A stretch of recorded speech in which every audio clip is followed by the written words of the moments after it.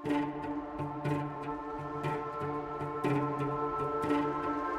yung mga nabubuli, ito yung mga tao na para bang either they look different, masyadong matangkad, masyadong maliit, masyadong payat, masyadong mataba, maputi. Alam mo yung all of these extremes, and kids can be very mean talaga.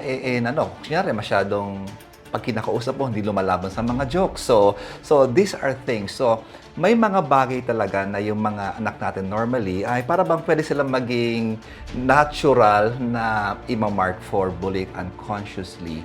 Ang batang bully is simply a symptom of what is wrong in the dynamics in the whole family. So, sadly, ang bullying is very something that happens in different schools. But I think we still lack the understanding of the possible effect of bullying, not only doon sa victim, but at the same time, bakit naging bully yung nambubuli? And what is the family background that brought about that kind of sad phenomenon that is happening in the Philippines? Before kasi, in days gone by, the effects of bullying were physical. So, you will see your child come home with a black eye, or sira-sira yung damit, or umiiyak yung anak niyo dahil may nasabi yung mga classmates niya against them. But right now, the reality is that sometimes we can be in our own homes and you can actually sit across the dinner table from your child and not know that they are being bullied. In the family, the foundation of communication should be established early on. So the first one is you have to provide an atmosphere, an environment where people can talk and communicate. Because people nowadays, they tend to be very busy. No? You're all eating together, pero kanya-kanyang gadget na yan, parang hindi nag-uusap. Exactly. O minsan tatawag ka para kumain na, o i-messenger mo, o kain na tayo. Parang maliit yung bahay, nasa condominium, pero iba na yung tawagan ngayon. No? So things are very, very different. So you have to be intentional that you are connecting with your children. You connect with them not only if there are problems, but you also connect with them when things are normal, when things are good. In bullying, many kids, they're not aware of what bullying is. Pangalawa, they do not know ano ba yung mga resources available sa kanila pag sila ay naka-experience ng bullying. And at the same time, they lack the words on how to describe kung ano ba yung nafe-feel nila. So early on, I believe it is the role of parents na hindi pa nangyayari, but you tell them in advance if things like this is something that you have experienced or you will experience or have experienced, and it will constitute bullying. So dapat ma-explain mo in ways that they will understand. Depende sa age nila. And at the same time, that you have to assure them that you are a safe place. We found out that our youngest was being bullied actually by accident, and it was because she was showing a lot of signs of having mental health issues. And the one that brought these issues to my attention was actually her brother. We realized that she was being bullied in school, and she had not told us about this, and it was a different kind of bullying. They would invite her to a group chat and then everyone would leave. And then she would be alone in that group chat. So parang it was an emotional kind of bullying, and then Psychological as well. Emotional, psychological, and then and so what we did was we had actually had a family meeting with her, together with my daughter. I have a daughter who does not live in the Philippines anymore. And so she also joined online to encourage my daughter. So it was a difficult and challenging journey. But we started looking at it not as a problem of our daughter, but it is a problem or a challenge of the whole family.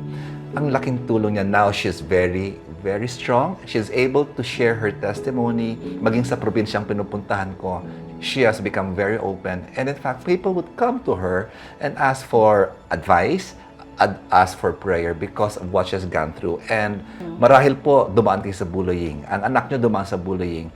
But God has He's sovereign. There is redemption, and God can turn it around and use it for something good and wonderful. And you have to let your children feel na meron silang kakampi, 'di ba? Kasi mahirap 'yon kung feeling nila they're all alone in their struggles, and it can be very, very lonely. They might feel that they're the only ones that are going through this pain, but if they see that all of us are going through this pain with her, then it makes a difference. It shares the burden with everyone. Siguro mga magandang paalala sa ating mga magulang dito, no? Kung nagkakaroon po ng bullying, feeling po natin para bang nakatali tayo. We are tied. So gawin po nating acronym yung TIED.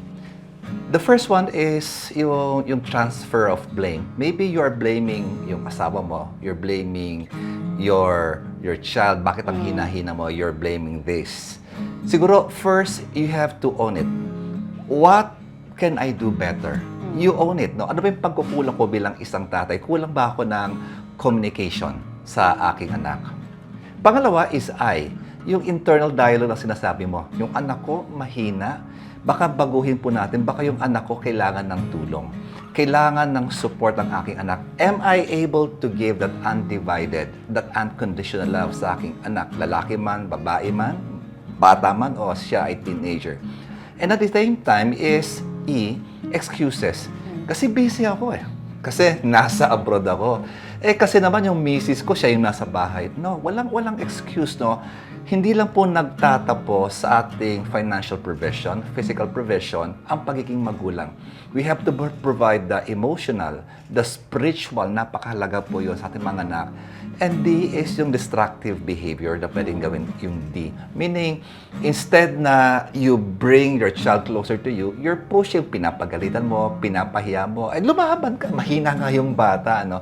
So, napakahalaga po na ating wasakin yung bondage na tayo ay nakatali. And what can we do? Siguro we have to see S-E-E. Number one is small steps.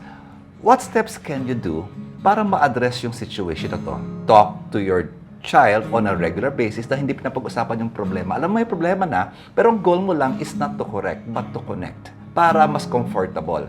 So, small steps. Yung teacher, kamusta ba yung anak ko? Mga kapatid, nakita ba kayo? Small steps, no?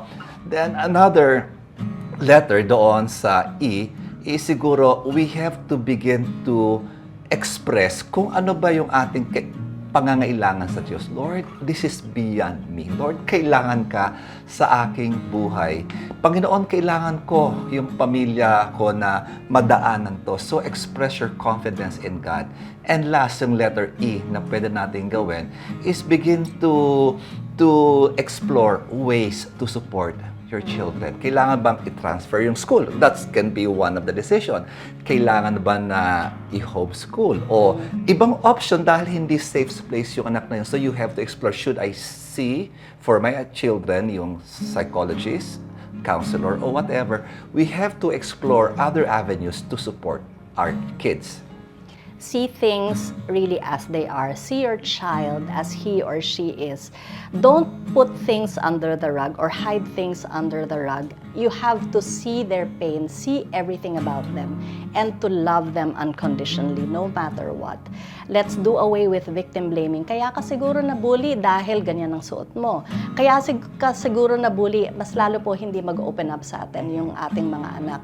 And so, let's just love them unconditionally, see their pain wherever they are, and break ourselves away from being tied to all of this victim blaming.